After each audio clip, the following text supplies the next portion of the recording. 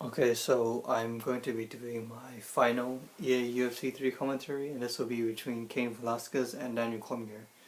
Now, in the last submission that I did between these two, Cain won by a rear naked choke, so this will be sort of a redemption match for Cormier to see if he can tie 1-1 with Cain, or will Cain win 2-0 to Cormier. Let's get started here by saying that both men are from the same training camp actually, so they kind of fight very similar.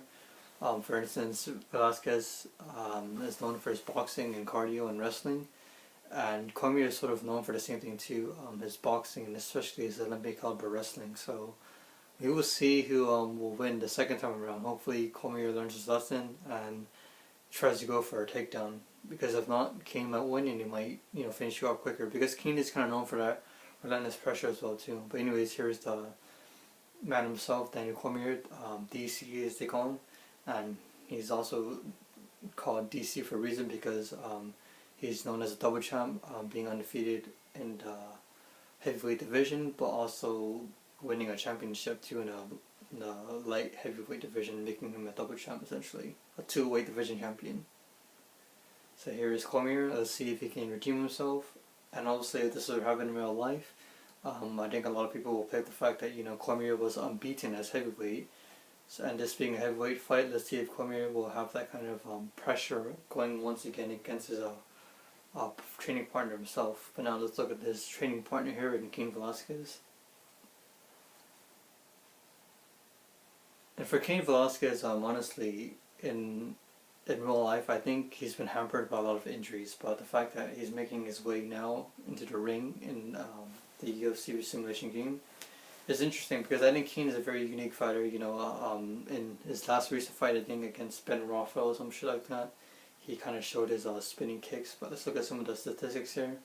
Two-time All-American champion, former UFC heavyweight champion, and won 4 out of the last 6 fights via KO. So both of these men are honestly gonna stand and bang and wrestle, and to see who has the top ground here. So essentially, in this fight, it's going to be like a snake versus snake kind of fight. Who can strike first and who can keep up the pressure. So yeah, if I were Daniel Cormier, I would watch out for Cain's cardio for sure. I would try to gas his ribs so that he doesn't recover as much, and definitely watch out for his spinning flashy kicks too, and definitely his boxing for sure, because he's the taller fighter, as you can tell. 5-inch reach disadvantage for Cormier, and 2-inch height disadvantage for Cormier as well too. So Cormier being a shorter man, if I were Daniel Cormier, I would definitely use my Olympic wrestling to take the fight to the ground and win by decision, or KO, or even TKO. I wouldn't maybe put this round, maybe pass round 2 or 3. Like, I figure Daniel Cormier should probably just rush in and finish his job ASAP, choke Cain Velasquez out, or put a ton of pressure onto him, because I don't think we've seen Cain Velasquez in that much pressure before. Or maybe if he has been pressured before, I don't know if he has been pressured by someone like Daniel Cormier. So let's see if the double champ can cement his legacy even further. Daniel Cormier is about to turn 40 next year, so this is going to be like a good setting off fight, I believe. Maybe the last fight that he'll ever have. Who knows what might happen in the near future. On the other hand, we have Cain Velasquez, the man that has been hampered by injuries, like I've said in the past. But let's see if he can still, cement his legacy as one of the best heavyweights. And I think one way to look at that is to look at his fight against Junior Dos Santos, where he completely battered and bruised Junior Dos Santos, and ever since then, a lot of people, I assume, feel that maybe Junior isn't the same fighter that he was after his Jiu-Jitsu fight with Velasquez here. So with that being said, let's get right into the fight here. Both men are just so comfortable with each other. Both men wrestling each other, boxing, training, and now they're actually in a real fight. So let's see who learned more from the other. And now both men very heavy hooks here. Looks like Velasquez now is a bit injured, and Velasquez falls straight into the ground. Cormier just for an early rush right here. And now Cormier just landing the heavy hand. Holy shit. Seems like Cormier hasn't forgotten from his last fight where he got humiliated by a submission from Cain Velasquez. And now Cain's trying to go for a choke again. And Cormier, oh shit, Cain now just doesn't go for a choke. He just mounts him on top. I guess now it's Cain's turn to start landing into heavy punches too. Because remember, these are both very, very big fighters. They have such heavy hands, and they hit very, very hard. So the average person would probably be dead by now, or probably like in serious condition. And now it seems like Cain is trying to go in for that rear naked choke again, but Daniel Cormier now seems to have expected that from Cain, and now he's just trying to land in the fucking heavy hands from the bottom, and now looks like Cain has him back up now. And Cain, of course, being the bigger fighter, it's going to be hard for someone, even Cormier, to get rid of him, because I know in wrestling you fight against bigger fighters usually, so this should be no exception for Cormier. But I mean, just in general, like when you've been doing this for so long, sometimes you kind of slip up, and this is what happens with Cormier, is that maybe he went a bit too cocky, which I totally should have not gone cocky, but it is the way it is. But both men displaying very, very good jiu-jitsu here, kind of rolling with each other to see who has the top mount. And Cormier now just landing the heavier punches. Cain trying to keep calm here. And let's see what both men can do right now. And now Cain's going for that bottom standing guillotine here. He's trying to win by submission again to maybe humiliate Daniel Cormier even more. But Cormier also breaks out of that with ease. And both men now are just rolling with each other, to be honest. This is like a jiu-jitsu fight, to see who can get the upper advantage here. It looks like Velasquez is trying to go for a submission here, but maybe he doesn't have the timing, and maybe he's rushing too early. So I don't know why. It seems like these men are so comfortable with each other that they don't mind this kind of fight, this kind of high-paced sort of pressure fight, as they're both wrestlers too, mind you. So this is kind of their style of plays that they're going to pressure you a lot. And a very nice, nasty hook by Velasquez here. And with 33 seconds left, can Cormier win by TKO here? Both men just rolling like crazy, like Jesus Christ. I mean, how often do you see these kind of fights, where both men are just, one-upping each other at every minute? Now is Cain going for the rear naked choke here? Well, again, Cain doesn't...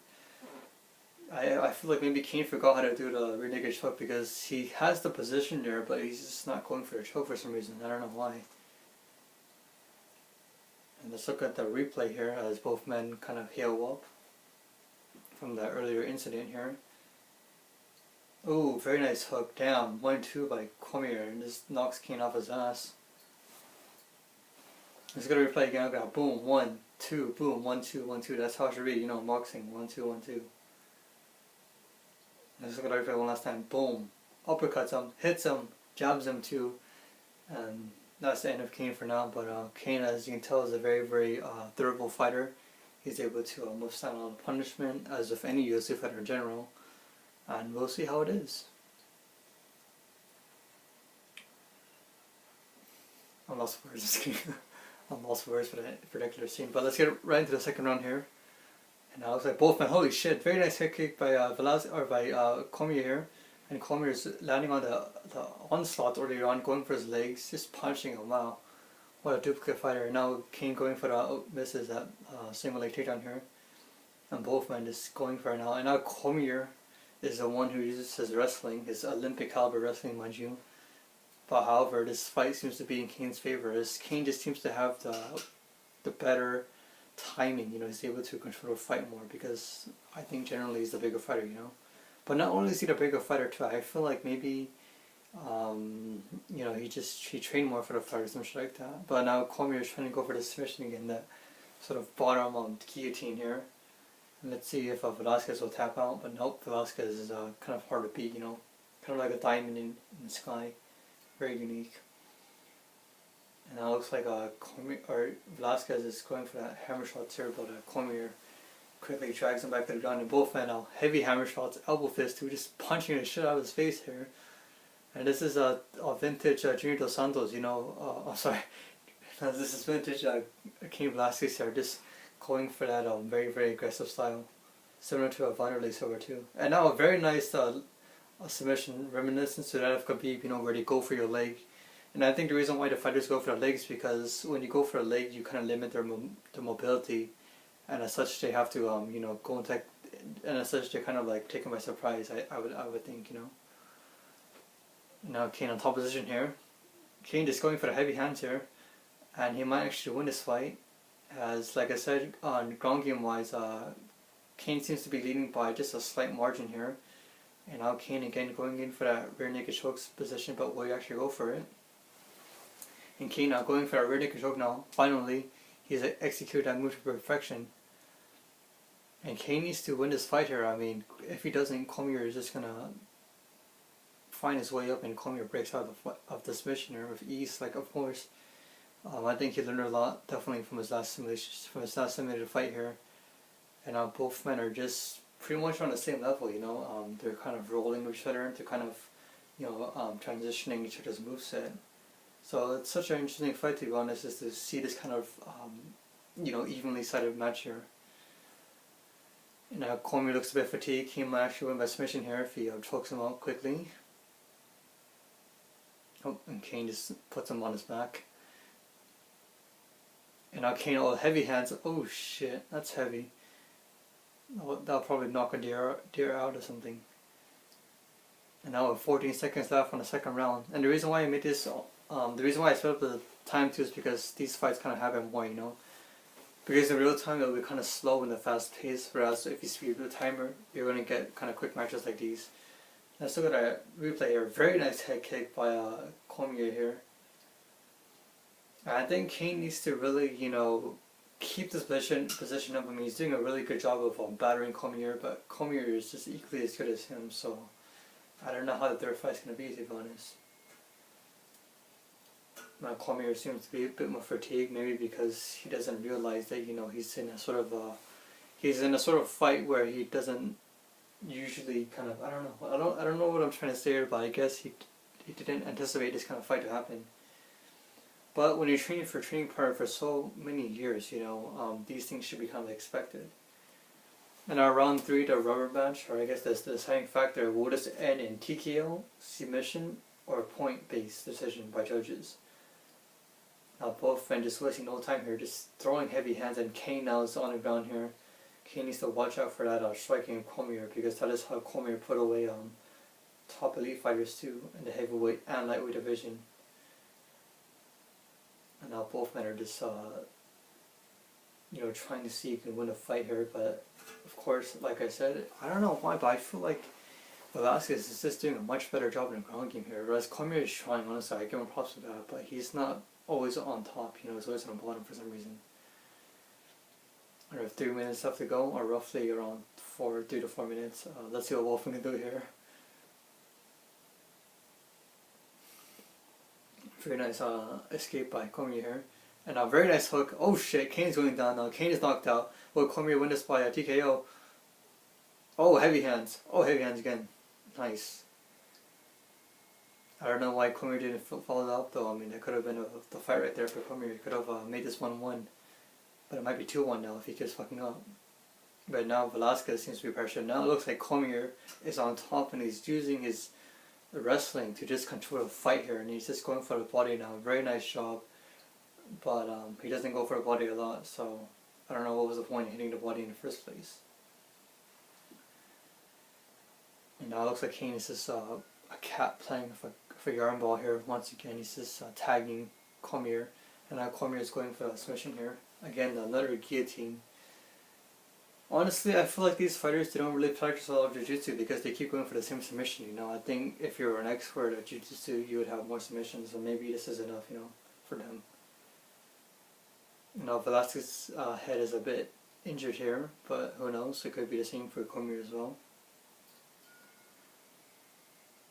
Now both men are just trying to one-up each other with under 2 minutes left. And let's see if this will end in something interesting, or will end in a point base. And now Velasquez now trying to go for a submission here. He might actually get it this time, depending on how deep he has that submission here. And as you can tell, he's doing a pretty good job squeezing onto their neck, trapping Cormier's lungs from breathing in the air. And he might actually win a fight here. Oh, he taps! He taps! Wow. How disappointing for Cormier to lose to his best friend twice, or I guess his training partner. And I guess it is what it is. I mean, you know, I think this fight was kind of predicted from the start that Cain Velasquez to win, you know, the fact that